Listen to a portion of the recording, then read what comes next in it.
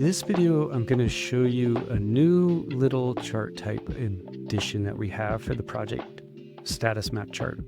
So the project status map is really nice for our scaled reports when you're reporting on your project statuses and you need to generate the status map for every project that you create your reports for.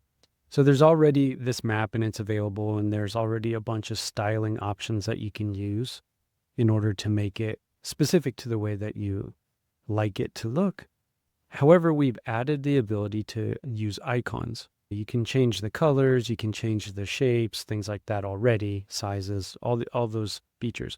But sometimes customers come to us and they say, I have an icon that I would like to use for the different colors or statuses. So in this case, we have this new feature or capability here, the use icons toggle. And then when you turn that on, each of the icons you've chosen to represent those colors will be used. So in this case, I only have one, but let's go ahead and turn it on.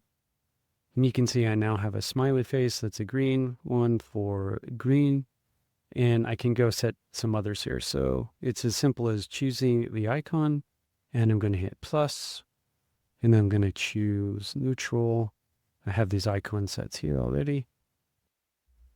And we'll choose it. And now we can see that the neutral ones, and we'll do the red one also. So we'll add another one. We'll add the sad icon. And okay. And we'll choose it. And now we can see, very simple to add the icons. And now this will obey. So if I want to make those icons a little bigger, I can. So this will obey the sizing and things like that. So it'll give you a lot more flexibility and give you the opportunity to make these status icons to be something more customized to what you may want it to look like.